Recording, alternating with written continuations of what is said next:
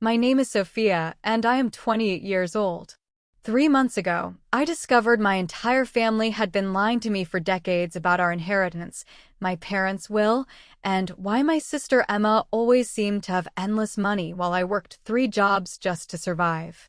What started as a simple request for my life savings turned into uncovering the most devastating family betrayal I could never have imagined. The truth shattered everything I believed about blood loyalty, and the revenge I unleashed changed our family forever. Before we dive into this incredible journey of family vengeance, I would love to know where you are watching from. Drop your city or country in the comments below.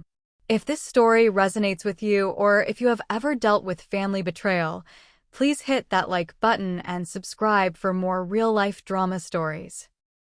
Trust me, this family revenge tale will keep you on the edge of your seat until the very last revelation.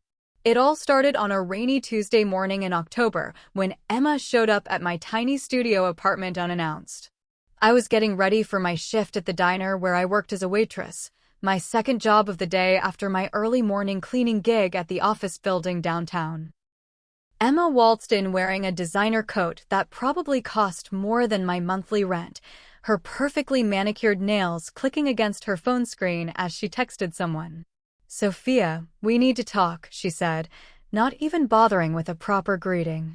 Emma had always been direct, but something in her tone made my stomach twist. She looked around my cramped apartment with barely concealed disgust, her eyes lingering on my secondhand furniture and the stack of bills I had been trying to organize on my kitchen table. "What is it, Em?" "I have to leave for work in 20 minutes, I replied, grabbing my apron from the back of a chair. The morning light filtering through my single window highlighted just how worn everything in my apartment looked compared to my sister's polished appearance. Emma sat down on my couch without being invited and crossed her legs. "I need you to give me your savings account. All of it.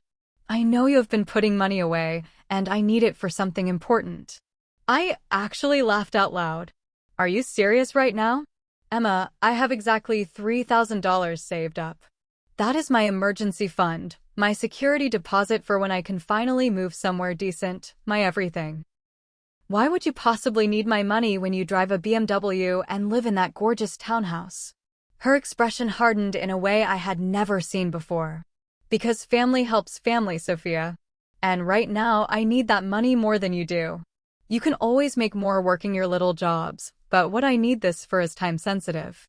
The condescension in her voice made my blood pressure spike. "My little jobs? Emma, I work 60 hours a week just to survive while you seem to magically have money for everything. Where exactly does your income come from anyway? You have never really explained what you do for work." "That is not important right now," she snapped. "What matters is that I need that money, and as my sister, you should want to help me. I would do the same for you." I stared at her, trying to process the audacity of her demand. "You would do the same for me?" "Emma, when I could not afford groceries last month, you told me to budget better. When my car broke down and I had to take 3 buses to get to work, you said it was character building. When exactly have you ever offered to help me financially?" She waved her hand dismissively. "Those were small things. This is different. This is important." "Important how? What could you possibly need $3,000 for when you clearly have money?" Emma stood up abruptly, her designer handbag clutched tightly in her hands. "I am not going to explain myself to you, Sophia. Either you give me the money as family should, or I will have to get it another way. But I am telling you right now, I need those savings, and I need them today." Something cold settled in my chest. "Another way? What does that even mean, Emma?" She looked me straight in the eye, and for a moment I saw something calculating and almost cruel in her expression. "It means that maybe it is time you learn some things about our family that you have been too naive to figure out on your own." After she left, I sat on my couch staring at the door for a long time. Emma's words kept echoing in my mind, especially that last comment about learning things about our family. What could she possibly mean? We had always been close growing up, or at least I thought we had been. Sure, there had always been a financial disparity between us, but I had attributed that to Emma being better with money or maybe having a job that paid more than mine. That evening, I could not concentrate on anything. I kept thinking about Emma's designer clothes, her expensive car, her beautiful townhouse. I had always assumed she had a good job, but now that I really thought about it, I had never actually seen her go to work. She never talked about coworkers or complained about her boss the way most people do. She never seemed stressed about deadlines or projects. I decided to do something I had never done before. I called our parents. Mom answered on the third ring, her voice warm and familiar. "Sophia, honey, how are you? We have not heard from you in weeks." "I am fine, Mom. I just had a question about Emma. She came by today asking for money, and I got to thinking, what exactly does she do for work?" I realized I have never really gotten a straight answer about her job. There was a long pause on the other end of the line. Too long. "Mom? Are you there?" "Yes, sweetheart." Emma has always been very private about her work. You know how she is. But something in Mom's tone was off. She sounded nervous, almost evasive. "Mom, is everything okay? With Emma, I mean?" She seemed really desperate for money today, which does not make sense given how she lives. Another pause. "Sophia, maybe you should talk to Emma about this directly. It is not really my place to discuss her business." After I hung up, I felt even more unsettled. My mom had always been an open book, ready to share every detail about everything. The fact that she was being evasive about Emma's job was completely out of character. I spent the rest of the night pacing around my apartment, trying to piece together things that had never quite added up. Emma's mysterious income, her secretive nature about work, the way our parents always seemed to treat her differently. Not better exactly, but different. Like they knew something about her that I did not. The next morning, I made a decision that would change everything. Instead of going to my cleaning job, I called in sick and drove to the county courthouse. If Emma was hiding something about money, maybe there would be public records that could give me some answers. I had no idea what I was looking for, but I knew I needed to understand what was happening in my family. What I discovered in those public records would shatter everything I thought I knew about my sister, my parents, and the 28 years of my life I had been living based on lies. The clerk at the courthouse was helpful in a way that made me realize how little I actually knew about accessing public records. I started with property records, thinking maybe I could understand how Emma afforded her townhouse. What I found made my hands shake as I held the printed documents. Emma's townhouse was not in her name. It was owned by something called the Morrison Family Trust. Our last name is Morrison, but I had never heard of any family trust. According to the documents, this trust owned not just Emma's townhouse, but 4 other properties in our city, including a commercial building downtown that I recognized as prime real estate. I asked the clerk how to find more information about the trust, and she directed me to the probate records section. That is when everything started to unravel. The Morrison Family Trust had been established 15 years ago following the death of my maternal grandfather, Harold Morrison. According to the documents, Grandpa Harold had left a substantial estate, the commercial properties, several investment accounts, and a life insurance policy worth over $200,000. The trust was set up to benefit his surviving family members, but here is where things got strange. The trust documents listed Emma Morrison as the primary beneficiary and trustee. My parents, Robert and Linda Morrison, were listed as secondary beneficiaries. But my name was nowhere to be found on any of these documents. I sat in that sterile courthouse room reading and rereading the papers, trying to make sense of what I was seeing. According to these records, I did not exist as far as my grandfather's estate was concerned. But that was impossible. I remembered Grandpa Harold. I remembered visiting him when I was little, sitting on his lap while he read me stories, helping him in his garden. He had always been kind to me, always treated me like his granddaughter. I requested copies of his will and the original trust documents. The will was straightforward enough. Harold Morrison left his entire estate to be divided among his biological grandchildren and their parents. But attached to the will was a letter that made my blood run cold. The letter was addressed to the lawyer handling the estate, and it contained detailed instructions about genetic testing that had been done on his grandchildren. According to the letter, Emma had been confirmed as his biological granddaughter through DNA testing that Harold had secretly arranged. But the results had shown that I was not his biological granddaughter. I read that sentence 5 times before it sank in. Not his biological granddaughter. Which meant I was not my mother's biological daughter. The room started spinning, and I had to put my head down on the table to keep from passing out. Everything suddenly made horrible sense. Why Emma had always seemed to have money while I struggled. Why my parents sometimes looked at me with an expression I could never quite identify. Why I had always felt like there was some invisible barrier between me and the rest of my family. I was adopted, and they had never told me. But it was worse than that. According to the documents, they had actively hidden my adoption from me while allowing Emma to benefit from an inheritance that I had been excluded from specifically because I was not a biological family member. For 15 years, Emma had been receiving monthly payments from the trust while I worked multiple jobs just to survive. I gathered all the documents and drove home in a daze.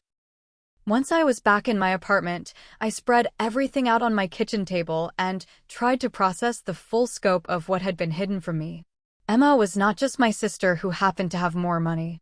She was my sister who had been deliberately benefiting from my grandfather's estate while watching me struggle financially, knowing exactly why she had money and I did not. The cruelest part was that Emma had come to me yesterday asking for my savings.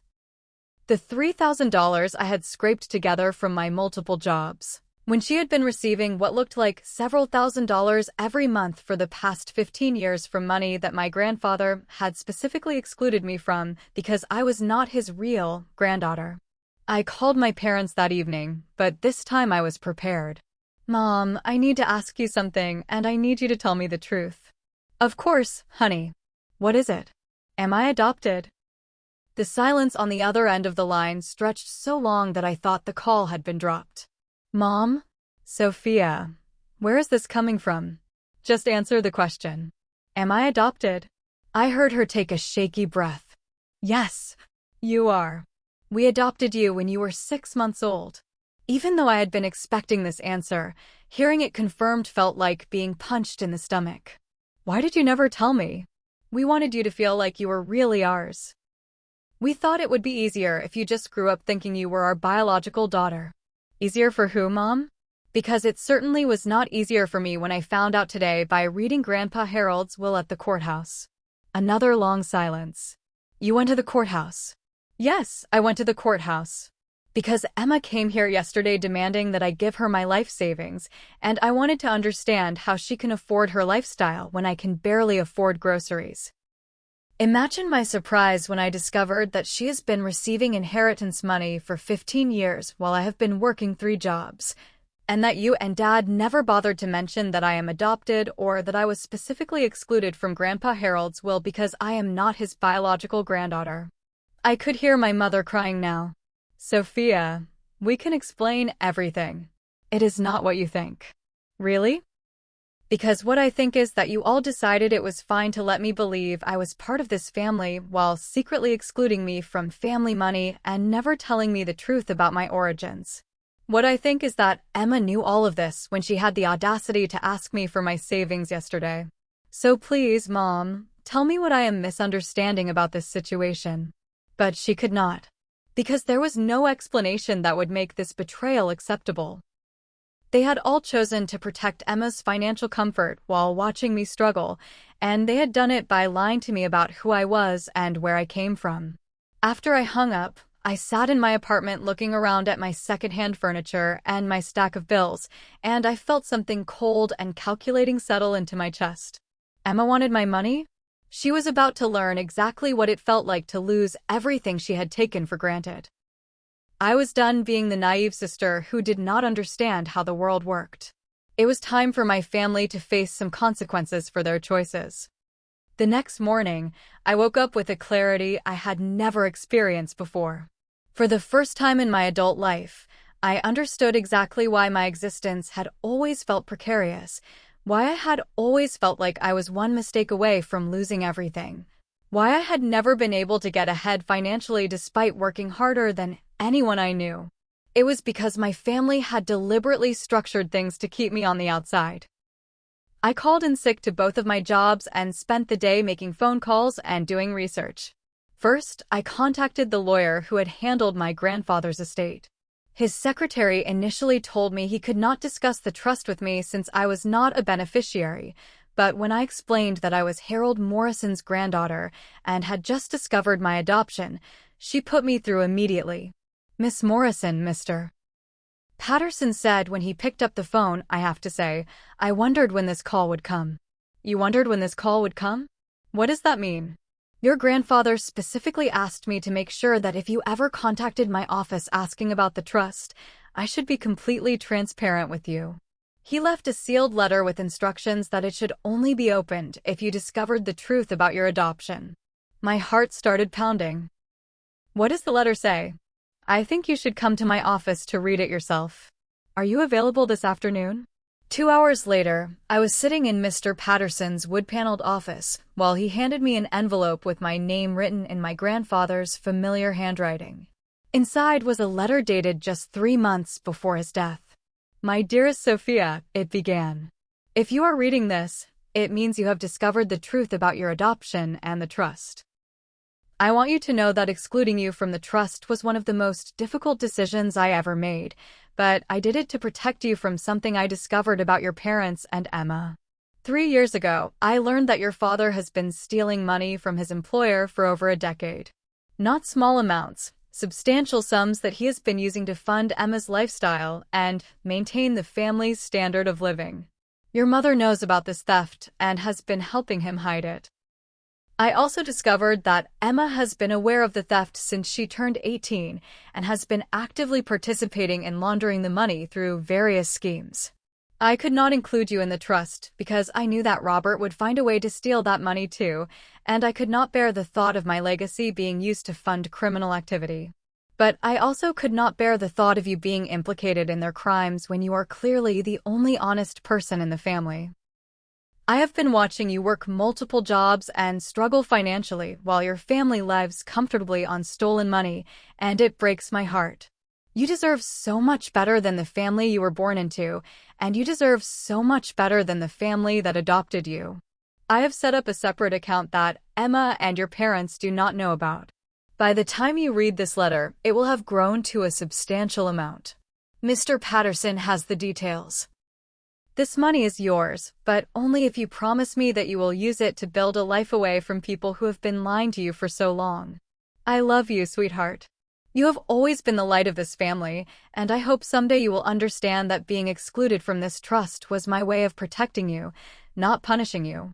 Your loving grandfather, Harold. I was crying by the time I finished reading, but they were not tears of sadness. They were tears of vindication and relief. My grandfather had seen what I had been too trusting to see. He had known what my family really was. The account he mentioned, Mr. Patterson said gently, currently has a balance of $137,000. I stared at him. I'm sorry, what? Your grandfather set aside $50,000 15 years ago and invested it conservatively. With compound interest and the fact that you never knew about it to spend it, it has grown substantially. The money is yours whenever you are ready to claim it. I walked out of that office with a cashier's check in my purse and a plan forming in my mind. But first, I needed to understand the full scope of what my family had been hiding from me. I spent the next 3 days conducting what I can only describe as forensic research into my own family. I requested employment records for my father through a private investigator who specialized in financial crimes. What I learned was that Dad worked as an accountant for a mid-sized construction company, and according to the investigator's preliminary findings, there were definitely irregularities in the company's books that coincided with my family's improved financial situation over the past decade. I also hired a different private investigator to look into Emma's activities. What she found was that Emma had never had a traditional job, but she had been involved in several business ventures that appeared to be fronts for money laundering. The investigator found records of Emma opening and closing multiple small businesses over the past few years, each of which had suspicious financial patterns that suggested they existed primarily to move money around rather than to provide actual goods or services. Everything my grandfather had written in his letter was true. My family was not just wealthy, they were criminals. And I was the only one who had been kept in the dark about it. On Friday evening, I drove to Emma's townhouse. I had not spoken to any of my family since the devastating phone call with my mother, and I could see through the window that my parents' car was in Emma's driveway. They were all there, probably strategizing about how to handle the fact that I had discovered the truth.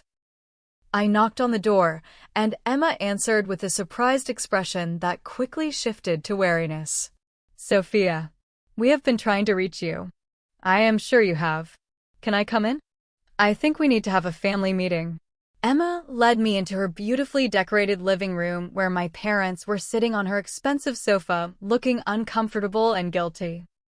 The contrast between this room and my tiny apartment felt even more stark now that I understood exactly how this wealth had been acquired. "So," I said, sitting down in the chair across from them, "I have had an interesting few days. I learned that I am adopted, which was apparently common knowledge to everyone except me. I learned that Dad has been stealing money from his employer for over a decade. I learned that Emma has been helping launder that money. And I learned that Grandpa Harold knew all of this and specifically excluded me from his trust to protect me from being implicated in your crimes." The silence in the room was deafening. I also learned, I continued, that Grandpa Harold left me a letter and a substantial amount of money that he hid from all of you because he understood what kind of people you really are. Emma's face went pale. "What are you talking about?" I smiled for the first time in days. "I am talking about the fact that while you have been living off stolen money and inheritance payments, I have been working 3 jobs and struggling to survive. And now I am talking about the fact that you asked me to give you my life savings while sitting in a house paid for with embezzled funds." Dad finally spoke up. "Sophia, you do not understand the whole situation." "Actually, Dad, I understand the situation perfectly. What I do not understand is how you all thought you could keep lying to me forever. But here is what I do understand now. You are all criminals, and I am done pretending to be part of this family." I stood up and looked around Emma's beautiful living room one more time. "Emma, remember when you said I would learn some things about our family that I had been too naive to figure out? You were right. I learned that you are all thieves and liars. And now you are going to learn something about me that you have been too arrogant to figure out." I walked toward the door, and Emma jumped up to follow me. "Sophia, wait. What does that mean?" I turned back to look at her, and I could see the fear in her eyes now. She was starting to understand that something had fundamentally changed. "It means that your comfortable life built on stolen money is about to come to an end. And unlike you, when I destroy someone's world, I am going to do it legally." The look of panic that crossed Emma's face as I closed the door behind me was the most satisfying thing I had seen in years. Would you believe that this was just the beginning of my family's downfall? Because what I did next would expose everything they had been hiding and force them to face consequences they never thought would catch up with them. The justice that followed was more complete than I ever could have imagined. Monday morning, I walked into the offices of both the FBI's Financial Crimes Division and my father's employer with evidence that would destroy my family's criminal enterprise. But I did not go alone, and I did not go unprepared. Over the weekend, I had used part of my inheritance to hire the best financial crimes attorney in the city. Sarah Chin was a former federal prosecutor who specialized in embezzlement and money laundering cases. When I showed her all the evidence I had gathered, her eyes lit up in a way that told me she knew exactly how to handle this situation. "Your family has been incredibly sloppy," Sarah told me during our Sunday meeting. "The paper trail for this kind of systematic theft and laundering is extensive. With the documentation you have provided and the cooperation you are willing to give, we can build a case that will result in serious federal charges." The first stop was my father's employer, Morrison Construction Company. I had made an appointment with the CEO, explaining that I had information about financial irregularities involving one of his employees. When I walked into that conference room with my attorney and handed over evidence of my father's decade-long embezzlement scheme, I watched a man's face go through every stage of betrayal and rage. Robert Morrison has been stealing from us for 10 years. CEO Michael Torres asked, flipping through the documentation Sarah had prepared. How much money are we talking about? Based on the financial analysis, Sarah replied, we estimate approximately $400,000 over the past decade. The thefts were small enough to avoid immediate detection, but consistent enough to fund a significantly elevated lifestyle for his family. Mr. Torres was quiet for a long time, studying the papers. This explains some discrepancies we have noticed, but could never pinpoint. Robert always volunteered to handle certain accounts personally, and he was always very protective of his filing systems. He was also very careful about timing, I added. He never took large amounts at once, and he always made sure the thefts coincided with busy periods when detailed auditing was less likely. 2 hours later, we walked out of that building knowing that my father would be suspended immediately and that Morrison Construction would be filing criminal charges by the end of the week. Our next stop was the FBI field office downtown. Special Agent Rebecca Martinez specialized in financial crimes, and when Sarah called ahead to arrange our meeting, Agent Martinez cleared her entire afternoon. This is impressive work, Agent Martinez said after reviewing our evidence. Most financial crime cases take months of investigation to develop this level of documentation. You have essentially done our job for us. I felt a grim satisfaction as I watched her organize the evidence into official case files. My family made one crucial mistake. They assumed I would never be smart enough to figure out what they were doing. They underestimated me for 28 years, and that arrogance is going to cost them everything. Agent Martinez looked up from the documents. I have to ask, Sophia, are you prepared for what comes next? Once we begin this investigation officially, there is no going back. Your family will face federal charges, potential prison time, and complete financial ruin. I thought about Emma's condescending tone when she asked for my savings. I thought about years of watching my parents treat me like a burden while secretly living off stolen money. I thought about my grandfather's letter and his heartbreak over what his family had become. Agent Martinez, my family has been committing crimes for a decade while watching me work 3 jobs just to survive. They lied to me about my adoption, excluded me from inheritance money, and asked me to give them my savings while they were living in houses paid for with embezzled funds. I am not just prepared for what comes next. I have been planning it. By Wednesday, the dominoes started falling exactly as I had orchestrated. Dad was arrested at work in front of all his colleagues. The FBI raided Emma's townhouse and found records of her money laundering operation hidden in a safe behind a painting in her bedroom. Mom was arrested as an accessory when agents found evidence that she had been helping to hide and move the stolen money through various bank accounts. I watched the local news coverage from my apartment that evening, seeing my family members being led away in handcuffs. The reporter mentioned that the investigation was ongoing and that additional charges were likely. But I was not done. I had one more card to play. Thursday morning, I drove to the offices of the Internal Revenue Service. My family had been living off stolen and laundered money for years, but I was willing to bet they had not been properly reporting that income on their tax returns. I requested a meeting with an IRS investigator and handed over documentation showing the discrepancy between my family's reported income and their actual lifestyle. Tax evasion charges will be separate from the federal embezzlement charges, the IRS investigator explained. If your family has been living off unreported income for a decade, they could owe hundreds of thousands of dollars in back taxes, penalties, and interest. Good, I said simply. I want them to face every possible consequence for what they have done. That afternoon, I received a phone call from a number I did not recognize. Sophia, this is David Morrison, your father's brother. I think we need to talk. Uncle David was someone I had only met a few times at family gatherings. He lived across the country and had never been particularly close to our immediate family. Uncle David, if you are calling to ask me to drop the charges against Dad and Emma, You are wasting your time. Actually, Sophia, I am calling to tell you that I have been suspicious of your father's finances for years.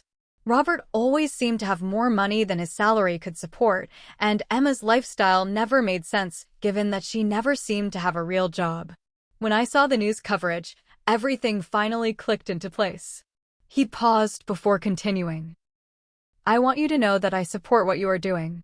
Your grandfather Harold called me before he died and told me he was worried about Robert and Emma. Harold suspected they were involved in something illegal, and he made me promise that if anything ever happened to expose their crimes, I would make sure you were protected. Protected how? Harold left another letter with me, Sophia. A letter that explains some things about your adoption that you deserve to know. Would you be willing to meet with me this weekend? I can fly out there.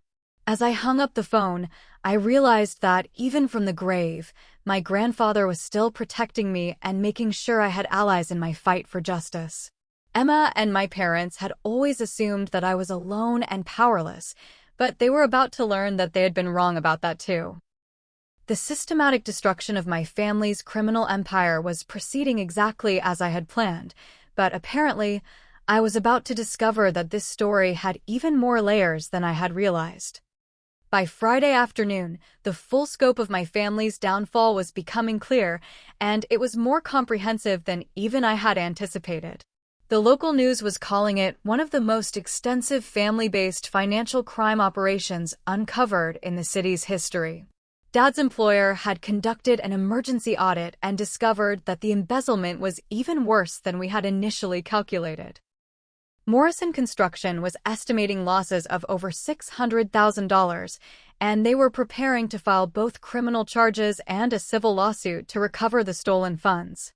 The company's attorney called my attorney to let us know that they were also considering charges against Emma for receiving and laundering the stolen money. Emma's money laundering operation turned out to be more sophisticated than I had realized. The FBI had traced her fake businesses through a network of shell companies that connected to money laundering operations in 3 different states. What I had thought was just my family's crime had apparently been part of a larger criminal network, and Emma was facing federal charges that could result in decades in prison.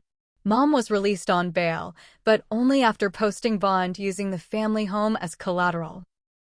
She called me Thursday evening, crying and begging me to consider dropping the charges. Sophia, please, you have to understand that we never meant to hurt you. We were just trying to provide a good life for our family. Mom, you stole money for 10 years while watching me work 3 jobs and eat ramen noodles for dinner. You lied to me about being adopted and excluded me from family inheritance. You participated in money laundering. At what point in that decade of crime did you think about providing a good life for me? We always planned to tell you about the adoption when the time was right. And we always planned to help you financially once you got more established. When the time was right. I am 28 years old, Mom. When exactly would the time have been right?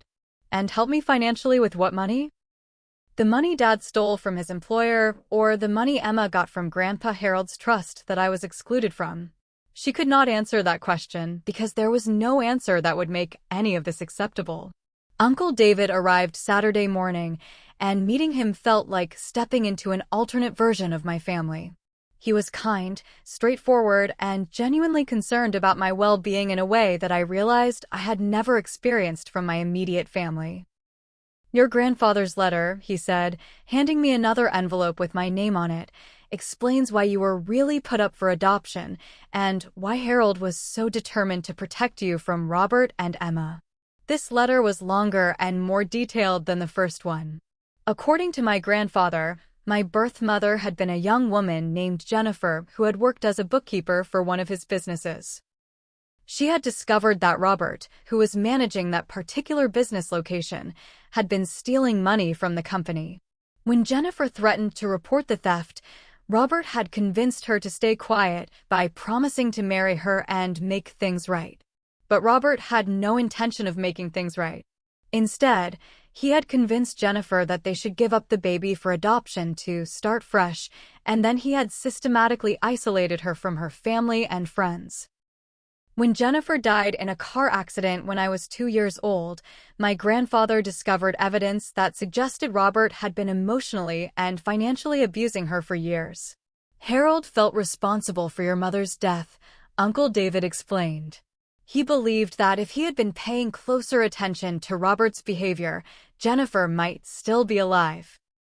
When Robert and Linda asked to adopt you, Harold agreed because he wanted to keep you in the family, but he always regretted not fighting harder for custody himself. The letter went on to explain that my grandfather had been quietly investigating Robert's financial activities for years, trying to gather enough evidence to stop him without destroying the entire family. When Harold discovered the extent of Robert and Emma's criminal activities, he realized that the only way to protect me was to exclude me from the family trust while secretly setting aside money for me to discover later. He wanted you to have the resources to escape from them when you inevitably discovered what they really were, Uncle David said. Harold knew that someday you would figure out the truth, and he wanted to make sure you had the means to build a better life. I sat in Uncle David's hotel room reading the letter and trying to process the fact that my birth mother had died because she had tried to do the right thing about Robert's theft, and that Robert had been stealing money for even longer than I had realized. This was not just about the past decade at Morrison Construction. This had been a pattern of criminal behavior spanning my entire life. Sunday morning, I woke up to find 17 missed calls from Emma. She had been released on bail, and apparently, she was finally beginning to understand the severity of her situation. Her voicemail messages started out angry and demanding, but by the end, she was crying and begging me to call her back. I did not call her back. Instead, I met with my attorney to discuss the next phase of our plan. The federal charges are proceeding smoothly, Sarah told me. Your family is looking at serious prison time, and the civil lawsuits will ensure that they lose everything they acquired with stolen money. But there is one more thing we should consider. What is that? Your birth mother's family. If Jennifer was essentially murdered because she threatened to expose Robert's crimes, her family deserves to know the truth. They may also have grounds for a wrongful death lawsuit. That afternoon, I made the most difficult phone call of my life. I contacted Jennifer's sister, my biological aunt, and told her everything I had learned about what had really happened to her sister 26 years ago. Jennifer called me the week before she died, Aunt Rachel said through tears. She said she had discovered something about Robert's finances and that she was scared. She said he had been threatening her, but she would not give me details. After she died, I always suspected there was more to the story, but I could never prove anything. By Sunday evening, the criminal case against my family had expanded to include potential charges related to my birth mother's death. Rachel had agreed to cooperate with the investigation and had provided the FBI with evidence that Jennifer had been planning to leave Robert just before her death. As I sat in my apartment that night, surrounded by legal documents and evidence of my family's crimes, I realized that what had started as my quest for answers about Emma's demand for my savings had uncovered a criminal enterprise that had destroyed multiple lives over decades. But I was not done yet. There was one final phase of justice that needed to be served, and it involved making sure that my family faced not just legal consequences, but complete social and financial ruin. 6 months later, I stood in the courthouse listening to the judge sentence my family for their crimes. Emma received 12 years in federal prison for money laundering and participation in an organized criminal enterprise. Dad received 15 years for embezzlement, tax evasion, and charges related to my birth mother's death. Mom received 8 years as an accessory to the financial crimes. But the legal consequences were only part of the justice they faced. The civil lawsuits had resulted in the seizure of all their assets. Emma's townhouse, my parents' home, their cars, their bank accounts, everything they had acquired with stolen money was taken to pay restitution to Morrison Construction and other victims. Emma was left with nothing but prison uniforms and the knowledge that her comfortable life had been built on a foundation of lies and theft. The IRS had calculated that my family owed over $300,000 in back taxes, penalties, and interest on their unreported income. Even after they served their prison sentences, they would be facing financial ruin for the rest of their lives. But perhaps the most satisfying consequence was the complete destruction of their reputations. The local news had covered every detail of the case, and everyone in our small city knew exactly what the Morrison family had done. Emma's friends had abandoned her when they realized her designer lifestyle had been funded by stolen money. Dad's colleagues at Morrison Construction had spoken publicly about feeling betrayed and disgusted.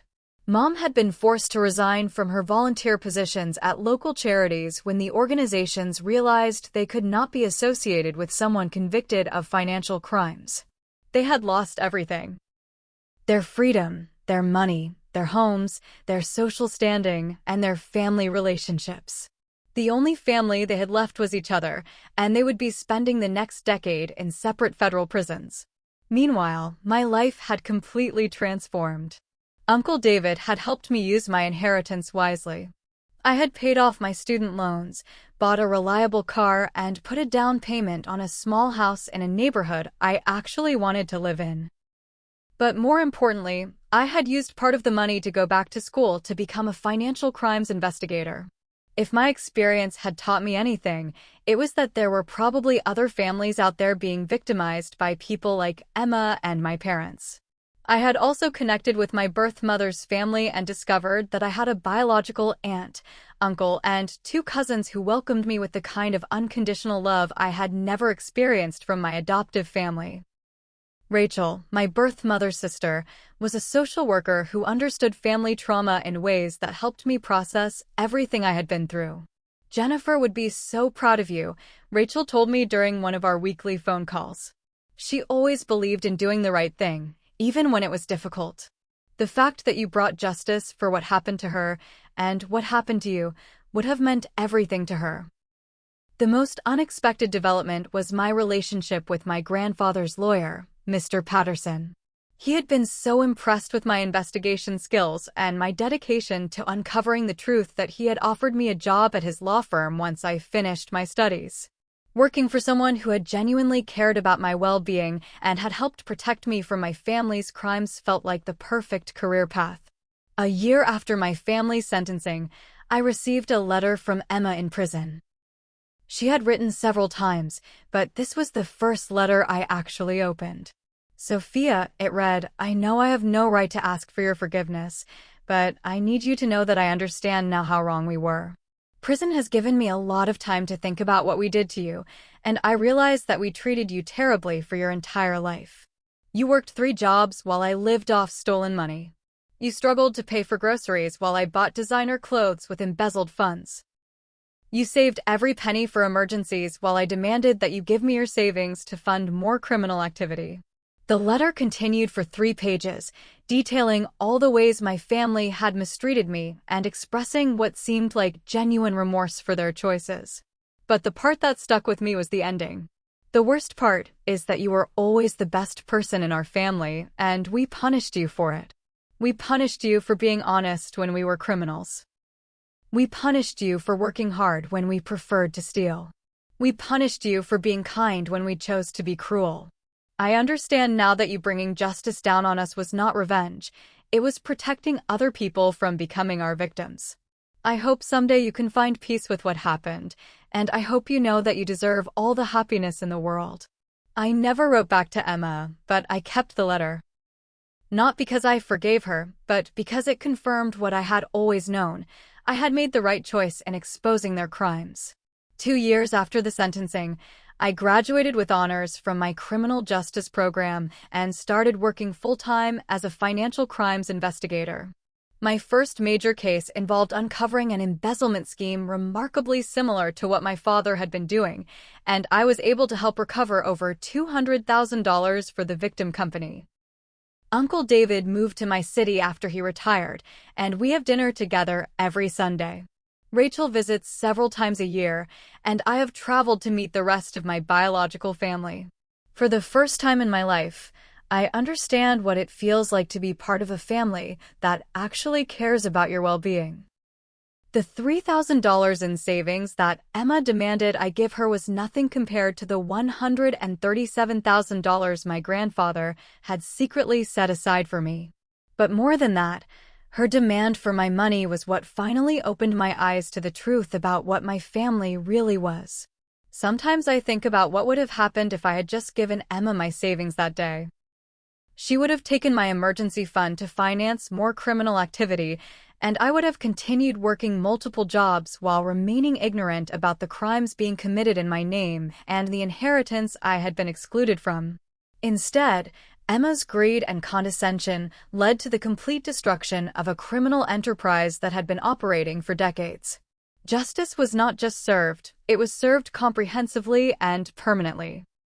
Now, when people ask me about family loyalty and whether blood is thicker than water, I tell them that loyalty must be earned through honest behavior and genuine care. The family you choose is often more valuable than the family you are born into or adopted into. And sometimes, the greatest act of love you can perform is holding people accountable for their choices, even when those people share your name. Have you ever discovered that people you trusted were living double lives that affected your well-being? Have you ever had to choose between family loyalty and doing the right thing? I would love to hear your stories in the comments below. Sometimes the most powerful healing comes from knowing you are not alone in facing difficult family situations. If this story of family karma and justice resonated with you, please hit that like button to let me know. Subscribe for more real-life drama stories where truth eventually prevails and people face consequences for their actions.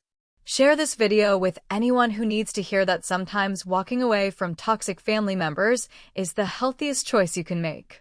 Thank you for joining me on this journey of discovering the truth about family betrayal and finding the strength to demand justice. I hope my experience helps you remember that you deserve honesty, respect, and genuine love from the people in your life, and that you never have to accept less than that, even from family. May you always have the courage to seek truth and the wisdom to choose the family members who truly deserve your loyalty.